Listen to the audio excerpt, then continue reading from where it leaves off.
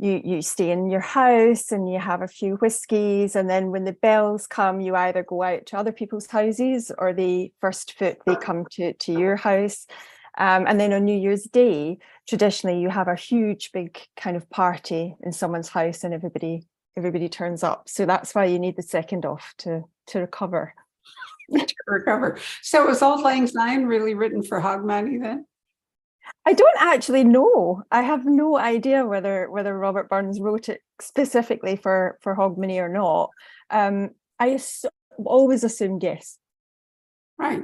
Okay. Well, I mean, Boxing Day is a British thing, but not a Scottish thing, right? The day after Christmas. Yeah, I mean, we do get that off as well, but yeah, I think it's more of an English thing traditionally, originally. But yeah, we get sort of 2 public holidays at Christmas, and then in Scotland you get 2 public holidays at New Year as well. Okay. Well, this year we happen to get them in the US because Christmas and New Year's were on a Sunday, but that's not. Yeah. Although now there's like Christmas Monday or Christmas Tuesday. Actually, we even have Easter Monday, which I think is really stretching it, but what do I know? Anyway, but you, if I remember right, in your book, while there are many things that are going on in the Outer Hebrides, it's not actually the holidays, right? No, it's not.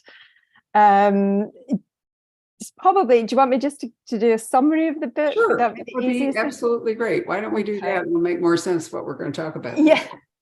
So the Blackhouse it's a Gothic thriller, and it's also a kind of unusual murder mystery.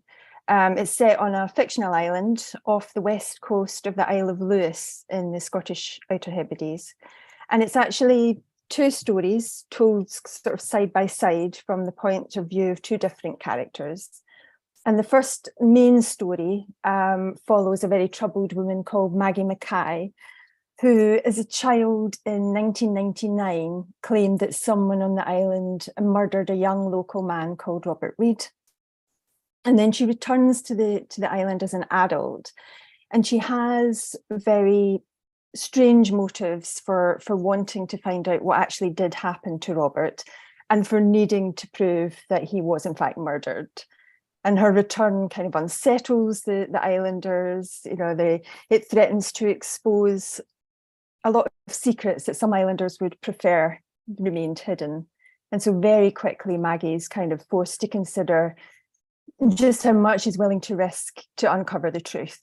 And then the second story follows Robert and the last kind of 6 or so months of his life up until his untimely and disturbing death, so that the reader finds out what actually did happen to Robert at the same time that Maggie does.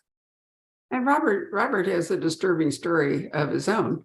And so as I understand it, to in part for the reader to embrace what totally happens, you were writing about bipolar disease, is that right?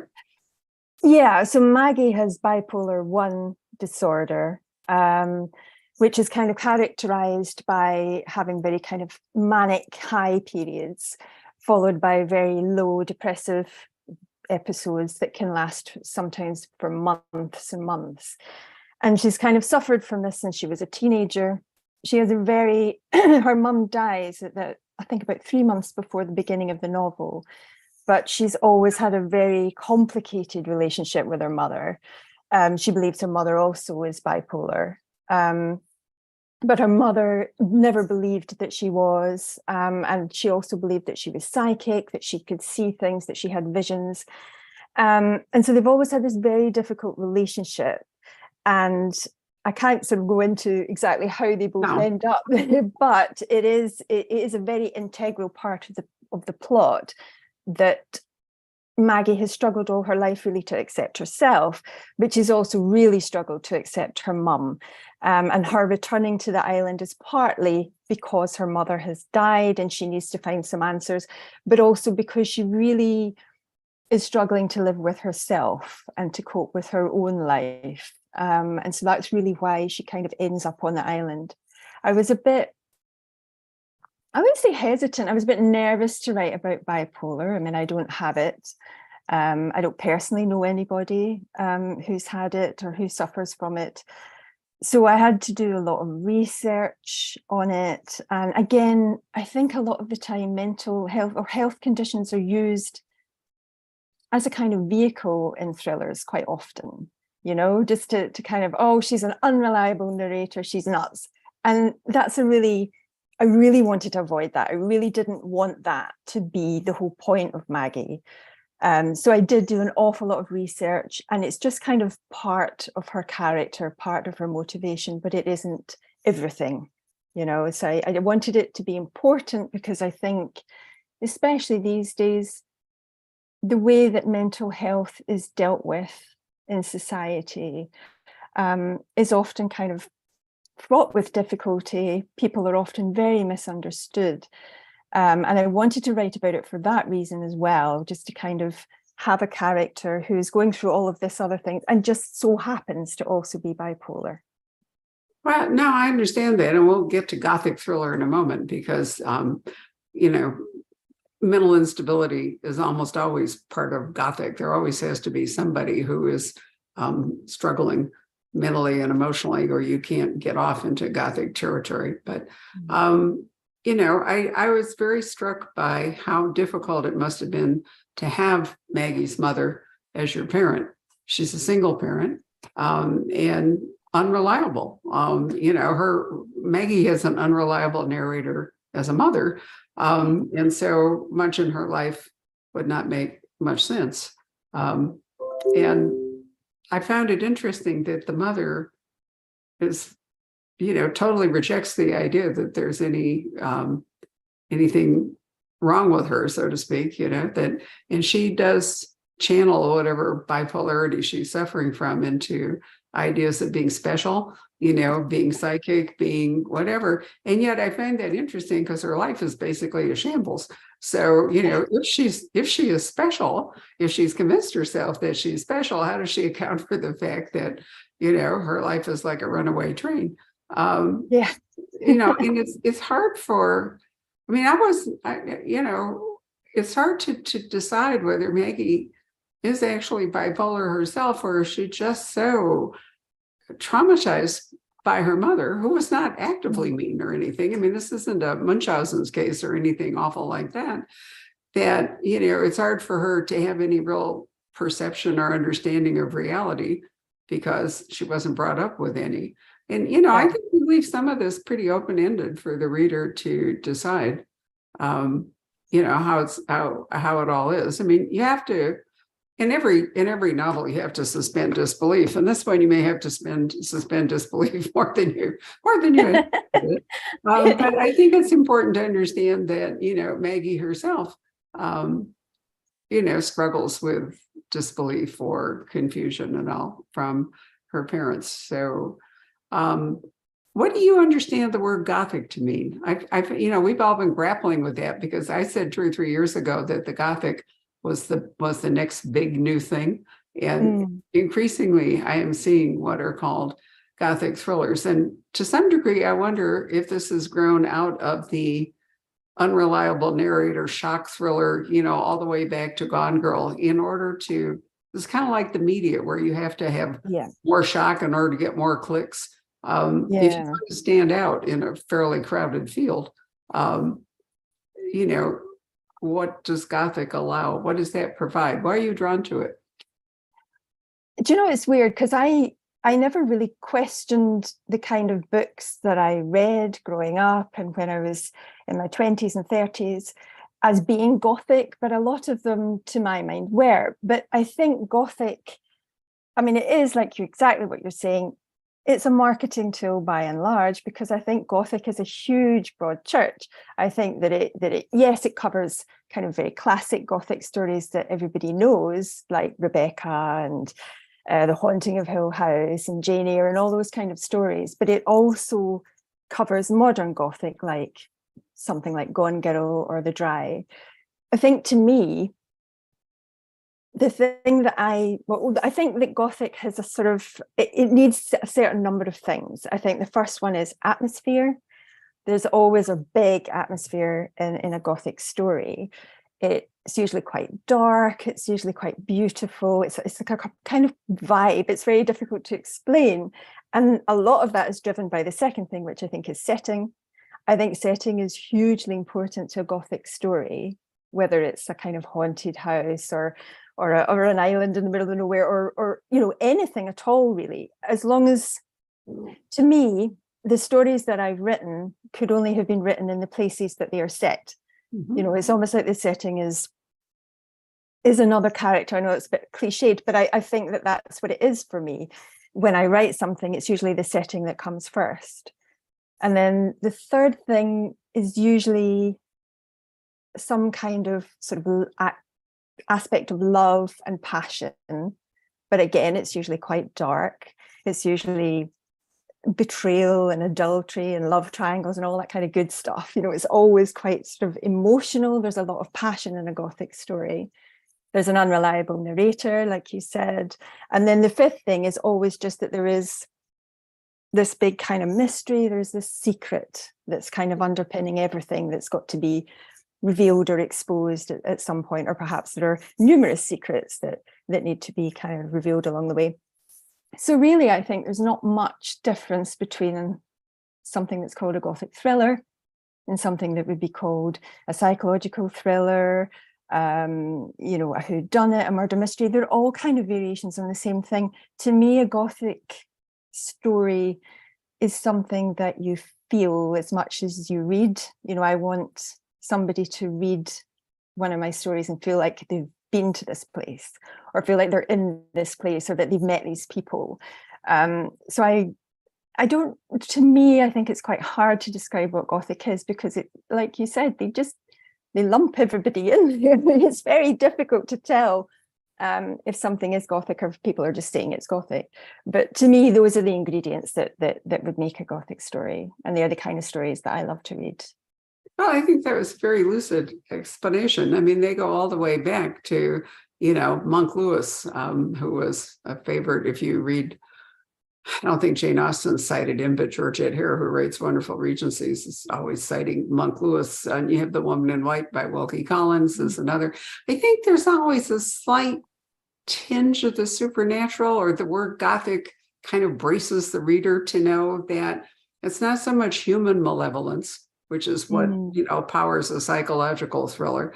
But that's always human. It's jealousy, it's rage, it's greed, it's whatever it all is. There's always, I think, when you say the word Gothic, there's an atmosphere, and you're totally right. And you do it in a double way, because not only do we have this remote island, I've been as far as Skye, but I have not gone out further into the Atlantic. So you have an island where basically there's nothing between the edge of the island and North America except the Atlantic. So it's very isolated. But then you also call it the Blackhouse. And what does that mean? The Blackhouse is a term I've run in before. What does it mean? And, it's not unusual for a Scottish novel to talk about a Blackhouse. No. So the Blackhouse, they tend to really only exist in the Highlands and Islands. They're the kind of traditional crofting house. They're very small. They're usually I think they have maybe 2 or 3 feet thick stone walls, incredibly thick stone walls, with tiny little mean windows to kind of keep the Atlantic storms out. They're usually thatched, and quite often they have great big rocks kind of weighing the thatch down, which you don't really see a lot of in England. So sort of makes it look a bit different. Years ago, centuries ago, it all used to be just one room. So you would live in one end and all your livestock would live in the other end. And then there would be like a central hearth, and there would be no chimney. So the smoke would just kind of go up through the thatched roof, and that's why they got their name. The actual black houses are usually white on the outside, but they're black on the inside because of all the soot. Yeah. The soot.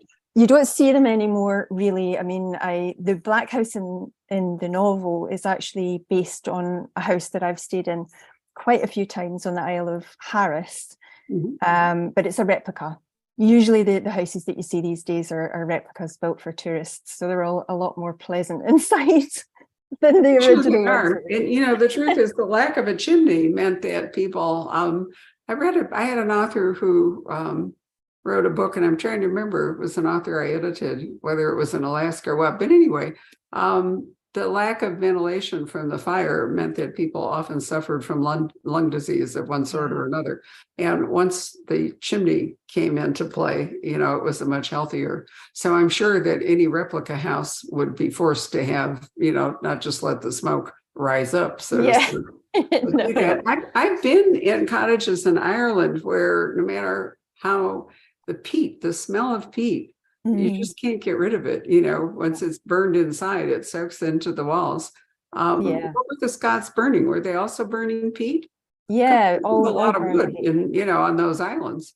No, and they still do it now. So usually each family will have, or each generation of a family will have a certain amount of peat that is their own peat. So they farm it every year. And then they use it over the winter. They dry it during the spring and summer, and then in the winter they burn it. But peat, I mean, yeah, like you said, it smells a lot, but it's also really smoky. And it doesn't, I mean, it's not like coal or wood, you know, you don't get this instant heat. It's kind of this slow heat that you feel warm, but you never feel particularly hot. So I don't think it's very fuel efficient way of heating your house. But that's all people had for years and years. I mean, on the Outer Hebrides, certainly there are hardly any trees, because they chopped them all down years ago. I think they're starting to try and grow some more. So in the very center of Lewis and Harris, there is this forest. But it's bizarre, you know, because you'll be driving along and then all of a sudden there are all these trees and you're so used to seeing none, you know, there are just no trees anywhere. So yeah, they had no option. They had to dig up the peat and use that as heating, or else they would have had nothing. I've always wondered who her first thought that you could dig up grass, so to speak. I don't know. And burn it, you know. I mean, it's not obvious that would be the way to go. And you know, I've been in Iceland, and I remember they took us to tour an Icelandic forest, and you know, the trees are about, I'm 5 feet tall, a little over. The trees were about my size. Because you know, they just don't grow any larger up there. So in these new forest plantations that they're attempting to establish, and are the trees going to be significantly bigger? I don't know. I mean, they've only started. I don't think they've been doing it for that many years, and we've never been in it. We've only ever kind of seen it from a distance. I don't know what size they are, but yeah, I mean, there is a certain microclimate in the Outer Hebrides. It's quite warm. It's significantly warmer than mainland Scotland, for example. So you would expect that you would be able to grow certain kinds of trees if you really tried. I mean, I've seen a few houses in the Hebrides that have grown palm trees, for example. Oh, it's the I think it is. I mean, it's so stormy there. Yeah. Terrible Atlantic storms all the time. But actually, in terms of temperature, it's quite mild, and you very rarely get snow or anything like that there either. I got it. Well, no, that makes perfectly good sense, because the Gulf Stream, it turns at some point, so it probably washes. I mean, I've certainly seen palm trees in Cornwall, you know, because it goes snaking up that way. So I guess that makes perfectly good. Although with all the weird climate change going on, it's almost impossible. We have had more rain in Phoenix since August than Seattle. I mean, if I know it's raining right now. It was pouring rain Sunday. And, you know, it's just this weird, it is now talking about atmospheric rivers, which have drowned Northern California and so forth. So as everything's moving farther north with climate change, it'll be interesting to see what happens to the islands and to Iceland and the Faroes and, you know, all of Lapland and all of that. So I know Harris, we always think, or I anyway, immediately think of Harris Tweed. But on your imaginary island, what would be you know, how did people make a living? Why is that community there, and what is it they're doing when she arrives? Well, it's kind of one of these places, the Isle of Lewis and Harris. It's so confusing because it's one island, it's one body of land, but the bottom third, the southern third, is Harris, and the northern 2/3 is Lewis, and traditionally, all of these islands were farming, crofting communities who also fished. So they would always go out, fishing would be their main kind of income. but they would all have these crofts. They would always have a little bit of land that they would essentially farm for themselves, so grow crops for their animals, grow fodder for their animals and crops for themselves, but that wouldn't be their main income. Their main income would always be fishing. And then obviously there were the Highland clearances, where all the English and southern Scottish landowners basically decided that sheep would make more money than people, because all these crofters and fishermen, they rented their land, they rented their homes, they didn't own anything. And so there was this great big clearance of people, particularly in the Highlands and Islands, and they were just told to go. They had no rights, no anything at all. There are cairns all over the Outer Hebrides to these they sort of stood up, they rose up, they had riots, but at the end of the day, they had no real rights, and they were all kind of ousted for sheep. And most of the people who lived there ended up moving to mainland Scotland and trying to get involved in the sort of industrialization of Scotland then. The majority of them went to Canada and America. They just got steamships and over to America and Canada and never came back. And so I think that's why the Hebrides in particular, because like you said, they are so isolated. I think there's something like 40, 50 miles out from the mainland. They never really recovered. And to this day, they're really underpopulated. For years, when I stayed there in 2017, and they didn't have any 3G or 4G or mobile signal or anything. They've really kind of stayed almost stuck in time in a lot of ways. They've changed a lot in the last few years. But so most of the people I would say that live there now live there, it's to do with the tourists. There's a lot of campsites, there are a lot of holiday homes, a lot of holiday lets like there is on Skye. And in the book, the majority of the people there, they either work in, the shop or the pub, the local shop or the pub. They either run B&Bs or they run guest houses, and the existence is a very simple existence, but it's very reliant on other people. There are still fishing, there is still crofting, but it's kind of almost secondary to the things that people have to do in order to make a living over there. Well, fishing was on its way out anyway. I mean, because the North Atlantic is so overfished that, yes, that wasn't going to be in Alaska here. On our Pacific Northwest, fishing was so overdone that, I don't know whether lots of those piscine populations, how's that for a great phrase, whether they're ever going to recover. But it does mean that people, and also, refrigeration and freezing made a huge difference. I mean, I've crossed the North Atlantic way up a couple of times, and you can go to museums and see what it was like in the 18th and 19th century and earlier, when people lived off fishing, and basically they had to salt everything down if they wanted to preserve it, or people had to eat it fresh. But once you got to real refrigeration, and now flash freezing, it makes a big difference too, as to the fishing industry, and it becomes more industrial in size, and it's harder for smaller. So, and what about the weaving? I mean, is that still going on?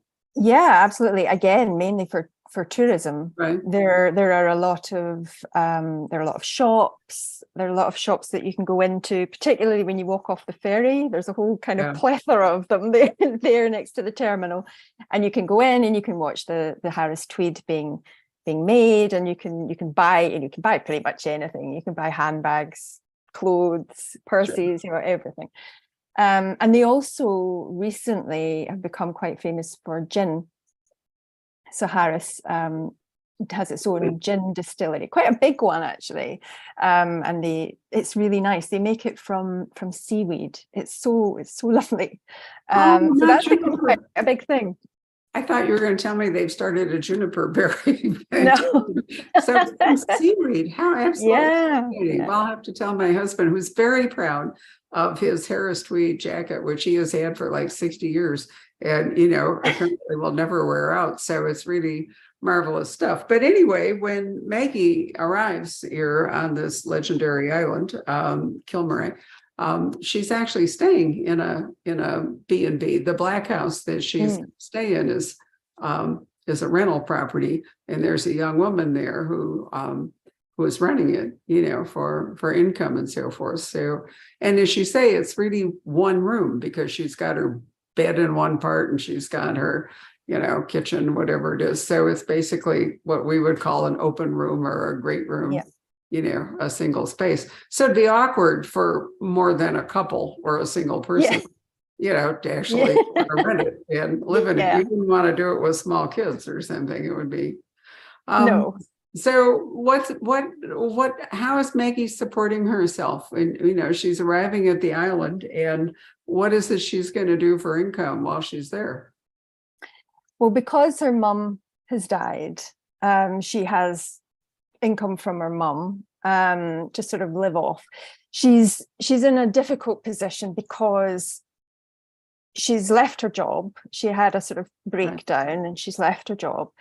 So she really is kind of in no man's land. She's just not sure what she wants to do yet, but she's so driven to find out what happened to Robert for reasons I can't go into, but she really needs to find this out before she makes any bigger decisions about her life. And she's lying to all the islanders. She's telling them that she's there to kind of write a story, but she's not, because she doesn't have a job anymore. So that's not why she's there. She's there because she wants to find out the truth. So the whole time she has this cover story that really is essentially a lie. And she's lying to everybody about everything. So she's kind of trying to juggle all of this while still trying to find out what's going on. And also still trying to grieve for her mother, and also to kind of recover herself, because she's still very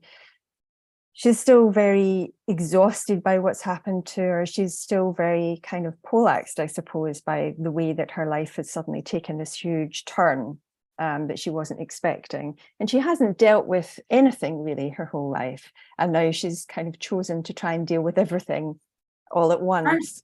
Yeah, well, and some of the islanders sense that, that it is lies, or that there's something strange going on. And then, of course, there is the stunningly handsome farmer, fortunately single, there, and we won't go into all that except that he's there. And, one more complication in Maggie's life. I have to say, the story is really interesting, but the thing I loved about this book was your absolutely fabulous, gorgeous descriptions of the island. I thought you wrote about the landscape superbly. I've been to the Highlands and I've been to Skye, so I can kind of see it. I've been to Shetland more than once, and I've been to the Faroe Islands. Wow. But I haven't actually been to Harris, and but I'm assuming they're all sort of the same. Yeah, they're similar. I've never been to Shetland at all. I've been to Orkney, but yeah, Skye and the Outer Hebrides are probably pretty close to each other. They're fairly similar. But the Hebrides, or the Outer Hebrides anyway, are quite different from the Inner Hebrides in ways that I always find quite difficult to describe. They feel very different. I love going there. I've been going there for years and years, particularly Lewis and Harris. And when we were living there out of season, which is a whole other thing again,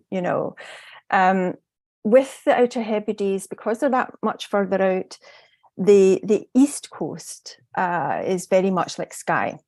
It's quite rocky. It's quite lots of peat moors everywhere and single track roads. But that's where the majority of the population lives. That's where the ferry terminals are, the shops, the restaurants, all the sort of tourist. So it's looking back at Scotland rather than out into into the Atlantic, which makes a lot of sense, really. It does. But the West Coast is incredibly different. And the West Coast is not like Skye or Shetland or Orkney. It's very unique. It's very remote. There's not an awful lot there. And it's got these amazing beaches, these beautiful, beautiful beaches that do look from a distance like the Caribbean. You know, they have these huge white, deep white sand and this turquoise sea that's often quite warm, you know, depending on the time of year. And that's where we lived. We lived in a very small settlement called Cliff on the west coast of Lewis for about 8 or 9 months, something like that. And we sort of went through a lot of the seasons then. I mean, when we got there, it was the end of the summer. There were there's kind of 4 houses. They were all occupied, and there's a cliff beach, and there was a campsite next to it. And Cliff Beach is famous for its surf. So there were loads and loads of surfers and camper vans and things, and it felt lovely, and it was really warm and all the rest of it. And then I think we'd been there maybe 1.5 months, and we woke up one day and realized that all the camper vans and things had gone. And then a few days after that, we realized that everybody in the houses had also gone. And Cliff is on a headland, sort of on its own, which is already on a kind of peninsula. So we were just utterly alone. It was such a strange feeling. I don't think I've ever been completely alone like that in my life. And then within a couple of weeks of that, the storms started. And they were just, I mean, I've been in storms before, you know, I grew up in Scotland, but this was something else. It was quite scary, and there were no lights anywhere except for our house. We got a lot of power cuts, so you're just plunged into complete and utter darkness. At the time, there was no mobile signal, so we really were reliant on each other, and that was it. You know, if anything went wrong, we had to kind of sort it out ourselves. And it was just such a weird environment. I mean, I loved it. There were some days when I'd had enough of it, you know, because it took the best part of a day for us to restock. We would do it once a month. We'd go to Stornoway and we'd get all our fuel and our food, and we'd go to the pub and we'd go to a restaurant, and we'd think, you know, we're back in civilization. This is great. And then we would drive all the way back to the West Coast again and kind of hunker down for another month. But when you've got nothing else to sort of distract you, except for the scenery that you're in, and whether it's stormy that day, whether you can go out that day or you can't, whether you've got power and you can work or you can't, and it was just wonderful. I mean, I've stayed in quite a lot of places, and none of them have affected me the way that Lewis and Harris did. And they do feel like a really spiritual place. I mean, there are lots of Norse legends and Celtic mythology about the Outer Hebrides, and you can really feel it when you're there. It's got a different light from anywhere else. It's a fascinating place. And when I was there, I was writing and I wasn't remotely finished.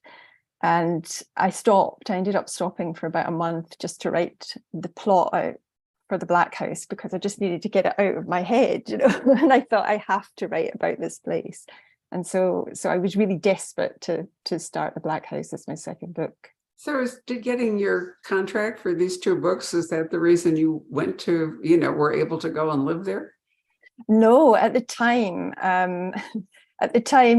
I'd had a bit of a kind of midlife crisis. We were living in Essex in the southeast of England, and I worked in cancer services. I worked in a hospital.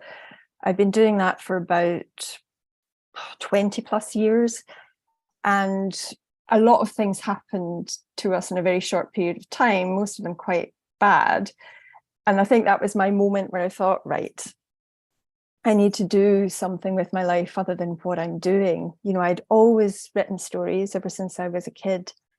Throughout my 20s and 30s, I was selling short stories, mainly in America, but also in Canada, the UK, Australia, in China as well. Strangely, they have quite a big short story market over there.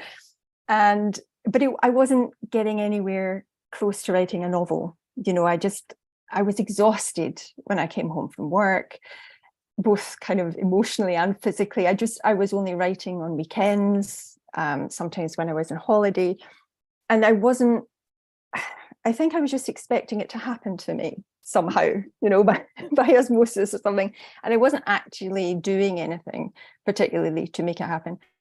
So we decided to take a sabbatical from our jobs, which is something that I'd never ever done. I mean, I've worked all my life. And we decided to blow all our savings. We moved to Cyprus. We stayed on the Greek part of Cyprus for 6 months. Oh, and it's so I moved to there. Maryland. Oh, it's beautiful. I'd always had this plan, this idea of writing a novel on a Greek island. I just thought, oh, I really want to do that. And Cyprus I'd never been to before. And it was the kind of the most east we could go because we were going in winter. And I thought, well, it would be nice and warm, which it was. And we stayed there for 6 months. We spent most of our money, and we still had another 6 months to go before we went back to our jobs. And so that's how we ended up in Scotland, because it was sure. cheaper. That would make sense. And obviously the cost of living where you were was very low. I have a wonderful story I will tell you about Cyprus. I mean, this is a complete digression, but too bad.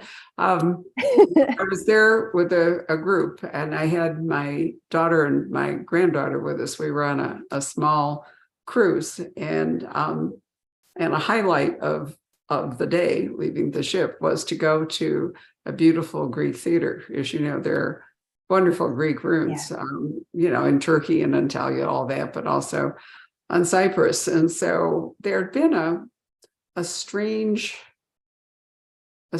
man, and we're never entirely sure whether it was his mother or who it was. But anyway, he was a very reclusive and kind of awkward kind of fellow. And when you're in a small group, on a ship, you kind of get familiar with everybody. But none of us really ever talked to him or had any clear idea, of who he was or what he did or something.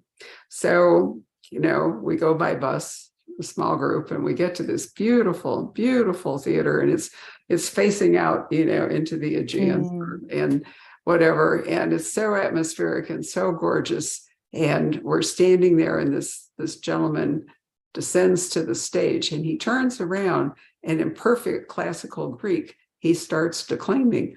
And I realized that, I'm trying to remember, it was Aeschylus. And just as he was really getting going and we were all enthralled, this terrible noise arose, and this ghastly group of Russians who were there to do some kind of a photo shoot with models, and, they burst upon the scene and just shattered it, and I mean, honestly, we were all just outraged because it had been this briefly magical moment. You're standing there in the Greek ruins, and these, the words are rolling over you. And my husband, who actually had studied classical Greek in college, was the only person who knew, what he was saying.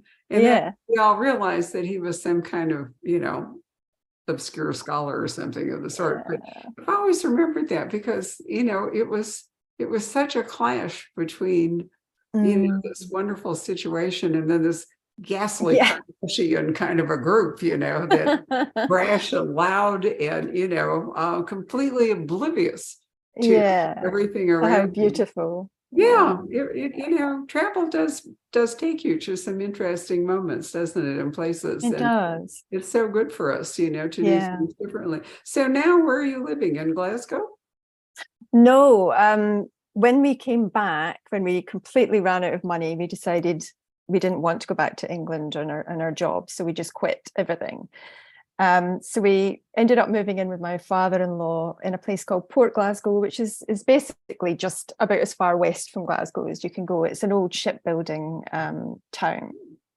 And we stayed there for a while Ian got a job. My husband Ian got a job so that we could make some money again.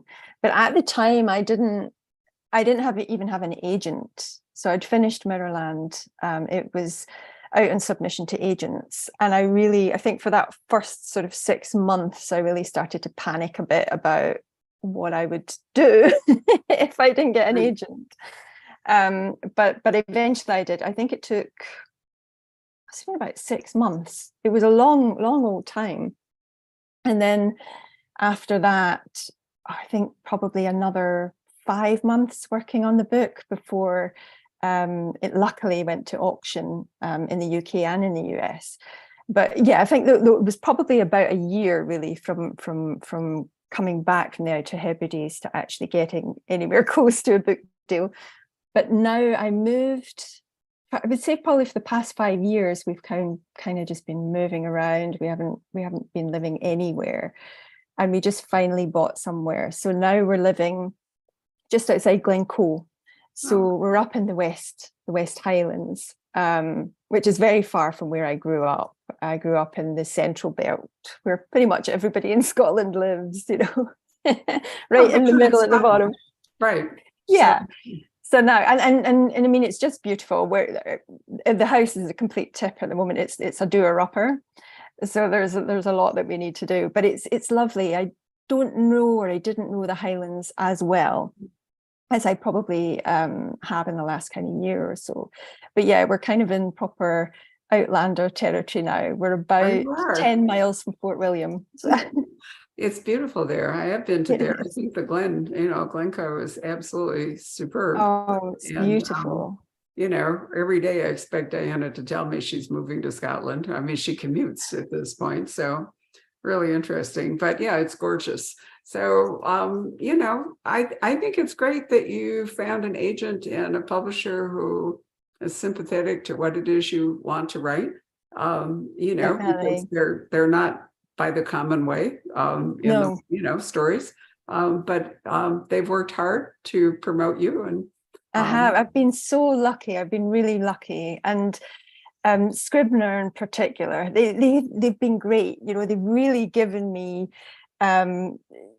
just let me do what I want to do, and then some things have changed, yes, but the majority of things haven't. The stories really have remained the same as when I was plotting them out, even before I started writing them. So I'm really lucky, because I know that there are aspects of both Mirrorland and the Blackhouse that are a bit out there that do require you to suspend your belief. I think that's true. I'm glad you said that. But Scribner has a long and distinguished literary tradition, and they're a very good fit for you. So before we end, what are you working on now? I always like to leave readers with the idea that there's a future book. Another one.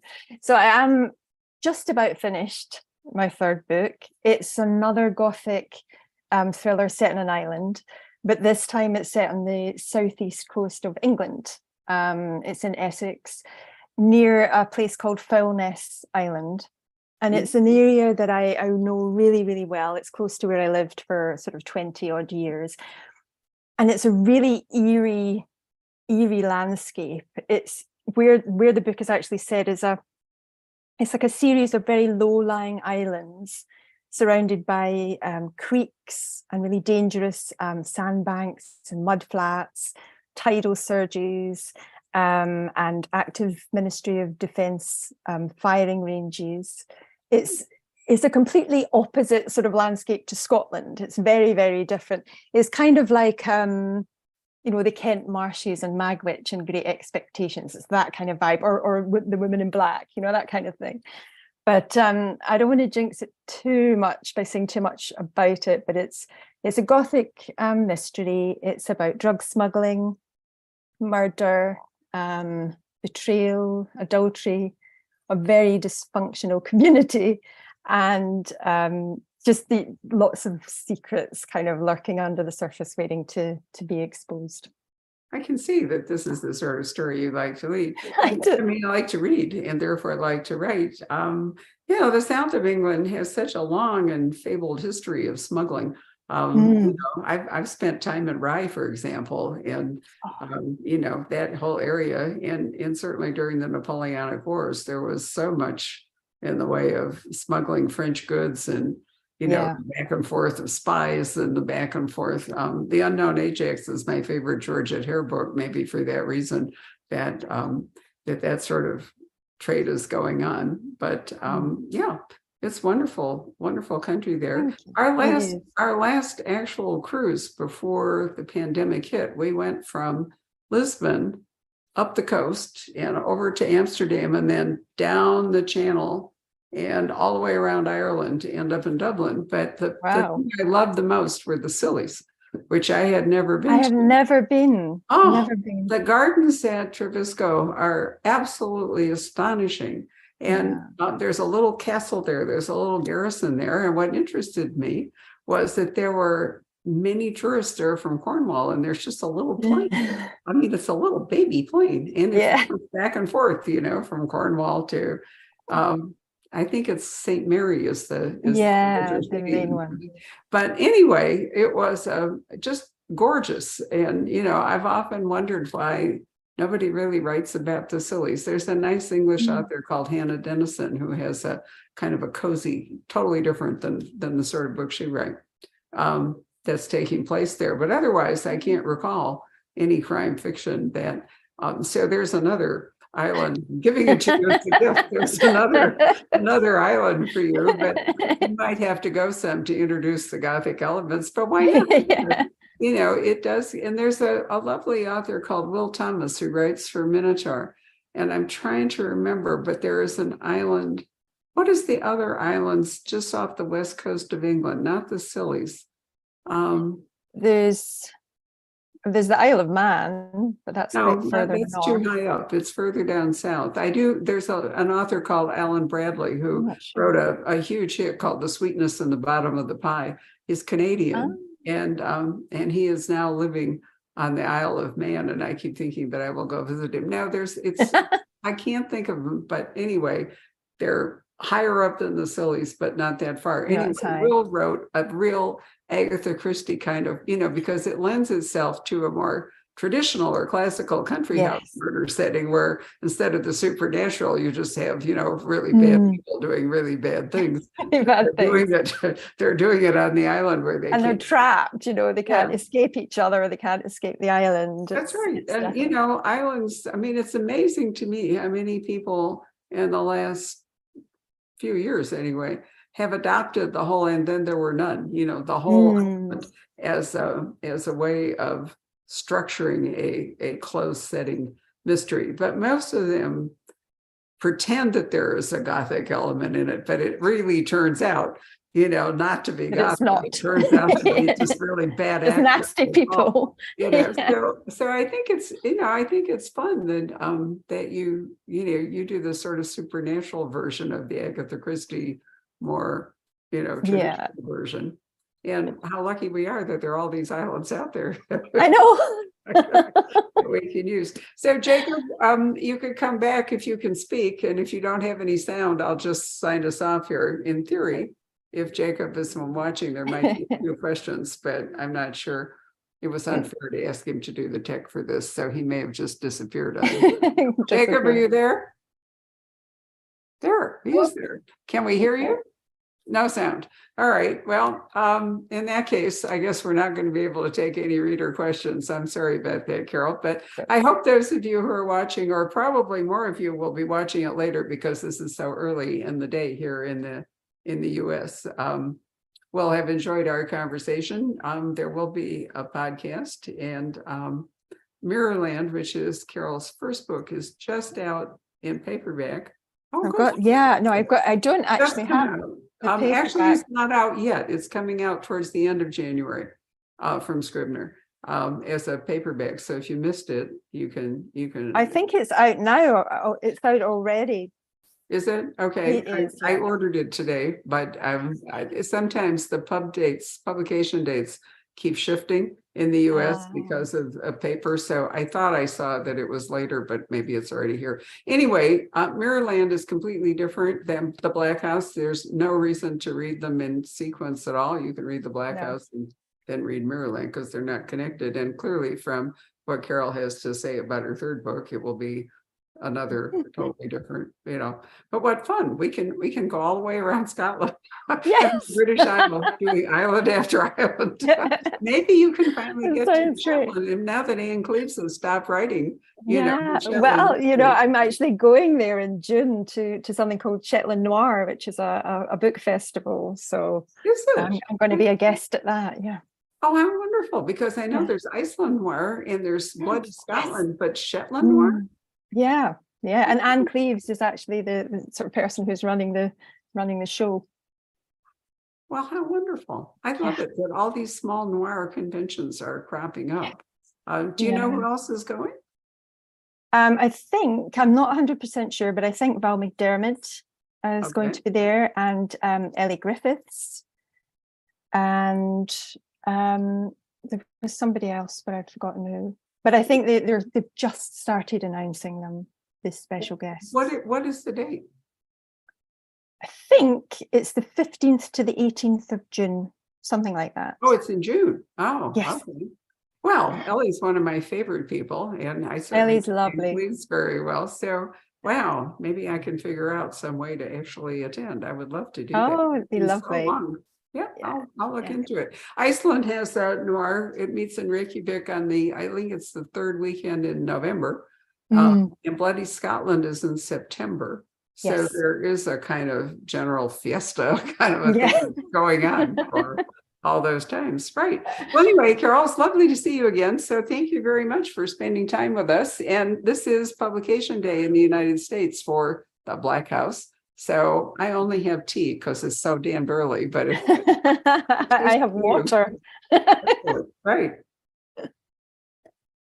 A toast to your book. And I hope one day you'll be able to come to Scottsdale. I recommend you try winter because the summer will wipe you out. It's so hot here. Maybe next time in January, maybe you can figure out a way to have a little.